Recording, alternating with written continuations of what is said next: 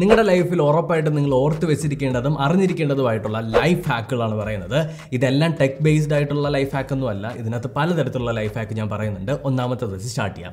നിങ്ങളുടെ വീട്ടിൽ നിങ്ങൾ വർക്ക് ചെയ്യുന്ന കമ്പ്യൂട്ടർ ആവട്ടെ, അല്ലെങ്കിൽ നിങ്ങളുടെ വീട്ടിൽ എവിടെയെങ്കിലും ഒരുപാട് വയറുകൾ അങ്ങോട്ടും ഇങ്ങോട്ടും അടിച്ചടിച്ച് കിടക്കുന്നുണ്ടെങ്കിൽ അതിനെല്ലാം ഓർഗനൈസ് ചെയ്യുക ഒരു വഴിയുണ്ട്.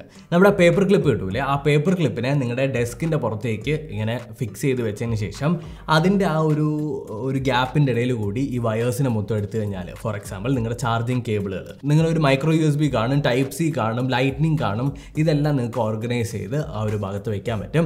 അപ്പോൾ ഒരു കൂട്ടമായിട്ട് തറയിലൊക്കെ അലങ്കോലപ്പെട്ട് കിടക്കത്തൊന്നും ഇല്ല. നമ്മളെല്ലാ പേരും പേഴ്സ് ഉപയോഗിക്കാറുണ്ട്. അതിൻ്റെ അകത്ത് ഒരു ചെറിയൊരു പേപ്പർ കഷ്ണം എടുത്തതിന് ശേഷം നിങ്ങളുടെ ബ്ലഡ് ഗ്രൂപ്പ്, അതുപോലെ തന്നെ നിങ്ങളുടെ കോൺടാക്ട്സ്, അതായത് എമർജൻസി കോൺടാക്ട്, നിങ്ങളുടെ വീട്ടുകാരുടെയോ അല്ലെങ്കിൽ നിങ്ങളുടെ ഹസ്ബൻഡിൻ്റെയോ വൈഫിൻ്റെയോ നിങ്ങളുടെ ഫ്രണ്ടിൻ്റെയോ ഒക്കെ കോൺടാക്റ്റ്, അതുപോലെ തന്നെ നിങ്ങളുടെ അഡ്രസ്സും കൂടി എഴുതിയിട്ട് അതിനകത്ത് വെച്ചിരിക്കുക.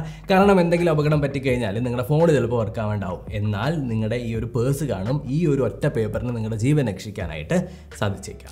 നിങ്ങളുടെ വീട്ടിലുള്ളൊരു കീബോർഡിൻ്റെ കാലിളകിപ്പോയി, അല്ലെങ്കിൽ അതിങ്ങനെ ചരിച്ച് വെക്കുന്ന ആ ഒരു സ്റ്റാൻഡ് ഇളകിപ്പോയിട്ടുണ്ടെങ്കിൽ ജസ്റ്റ് ചെയ്യേണ്ടത്, നമ്മുടെ നേരത്തെ പറഞ്ഞ ആ പേപ്പർ ക്ലിപ്പ് ഉണ്ടല്ലോ, അതിൻ്റെ അകത്തു നിന്നുള്ള ആ ഒരു കമ്പീനെ ഇങ്ങനെ ഊരിയെടുത്തതിന് ശേഷം ഈ കീബോർഡിൻ്റെ അടിയിൽ രണ്ട് സ്ഥലത്തുമായിട്ട് ഫിക്സ് ചെയ്ത് കഴിഞ്ഞാൽ നിങ്ങൾക്ക് ഒരു കീബോർഡ് സ്റ്റാൻഡ് പോലെ യൂസ് ചെയ്യാനായിട്ട് പറ്റും. ഇതും മസ്റ്റ് ആയിട്ടുള്ളതാണ്. ഒരു ബോട്ടിൽ വെള്ളം നിങ്ങൾക്ക് പെട്ടെന്ന് തണുപ്പിച്ചെടുക്കണമെന്നുണ്ടെങ്കിൽ ഒരു ടിഷ്യൂ പേപ്പറോ ഒരു ടവലോ നനച്ചതിന് ശേഷം ആ ഒരു ബോട്ടിലിന് ചുറ്റും ചുറ്റിയതിന് ശേഷം ഫ്രിഡ്ജിൻ്റെ അകത്ത് കൊണ്ട് വെച്ചാൽ മതി. സാധാരണഗതിയിൽ നിങ്ങൾ ആ ഒരു വെള്ളം തണുക്കാനായിട്ട് എടുക്കുന്ന സമയത്തേക്കാളും കുറച്ചുകൂടി ഡിഫറൻസ് ഉണ്ടാവും. കുറച്ചുകൂടി ഫാസ്റ്റായിട്ട് ആ വെള്ളം ചില്ലായി കിട്ടും. നമ്മുടെ വീടുകളിലെല്ലാം വേസ്റ്റ് ബാസ്ക്കറ്റ് ഉണ്ടാവും. അപ്പോൾ ഈ വേസ്റ്റ് ബാസ്ക്കറ്റിൽ നമ്മളൊരു വേസ്റ്റ് ബാഗിൻ്റെ അകത്തായിരിക്കും നമ്മുടെ ഫുഡ് വേസ്റ്റും കാര്യങ്ങളൊക്കെ ഇട്ട് കൊണ്ടുവയ്ക്കുന്നത്.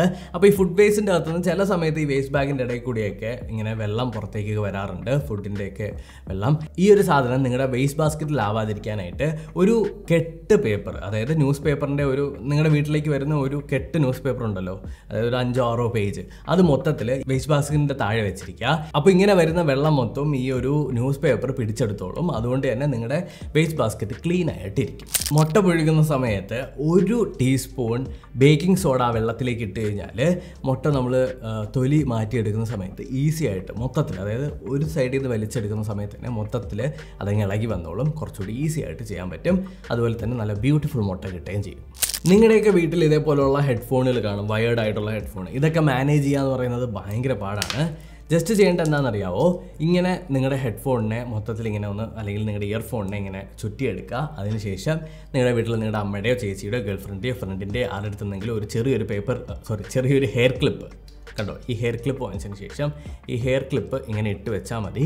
കുറച്ചുകൂടി ഓർഗനൈസ്ഡ് ആയിട്ട് ഇങ്ങനെ കുരുങ്ങി പോകാണ്ട് നമുക്ക് ഹെഡ്ഫോൺ സൂക്ഷിക്കാം, അല്ലെങ്കിൽ ഇയർഫോൺ സൂക്ഷിക്കാം. നിങ്ങളുടെ വീട്ടിൽ ചിലപ്പോൾ ഫോൺ ചാർജ് ചെയ്യാനായിട്ടുള്ള പോർട്ട് എന്ന് പറഞ്ഞാൽ കുറച്ച് പൊക്കത്തിലായിരിക്കും. ചിലപ്പോൾ അതിൻ്റെ താഴെ ഒരു ടേബിൾ ഉണ്ടാവണമെന്നില്ല.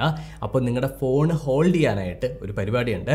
ജസ്റ്റ് ചാർജർ കണക്ട് ചെയ്യുന്നതിന് മുന്നേ അതിൻ്റെ ഇടയിൽ കൂടി നമ്മുടെ ഒരു മാസ്കിൻ്റെ ഒരു വള്ളി കയറ്റുക. എന്നിട്ട് ആ മാസ്കിൻ്റെ അകത്തേക്ക് നമ്മുടെ ഈ ഒരു ഫോണിനെടുത്ത് വെച്ച് നിങ്ങൾക്ക് ഈസി ആയിട്ട് ചാർജ് ചെയ്യാൻ പറ്റും.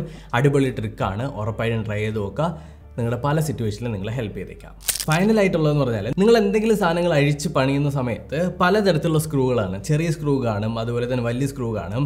ഇതെല്ലാം അങ്ങോട്ടും ഇങ്ങോട്ടും മിസ്മാച്ച് ആയി പോകാനായിട്ട് ചാൻസ് ഉണ്ട്. അതുപോലെ തന്നെ നിങ്ങൾ ഒരു ടേബിൾ സെറ്റ് ചെയ്യുന്നു, അല്ലെങ്കിൽ ഒരു PC ഒക്കെ ബിൽഡ് ചെയ്യുന്നു, അല്ലെങ്കിൽ എന്തെങ്കിലും വലിയ സാധനങ്ങൾ നിങ്ങൾ അഴിച്ചെടുക്കുന്ന സമയത്ത് ഈ സ്ക്രൂ മൊത്തം അങ്ങോട്ടും ഇങ്ങോട്ടും മാറിപ്പോകാതിരിക്കാൻ ഒരു പേപ്പർ കഷ്ണം എടുത്തിട്ട് 4 മടക്കുക, അല്ലെങ്കിൽ 3 മടക്കിയിട്ട് അതിൻ്റെ ഓരോ ഭാഗത്തായിട്ട് ഇങ്ങനെ എഴുതി വയ്ക്കുക.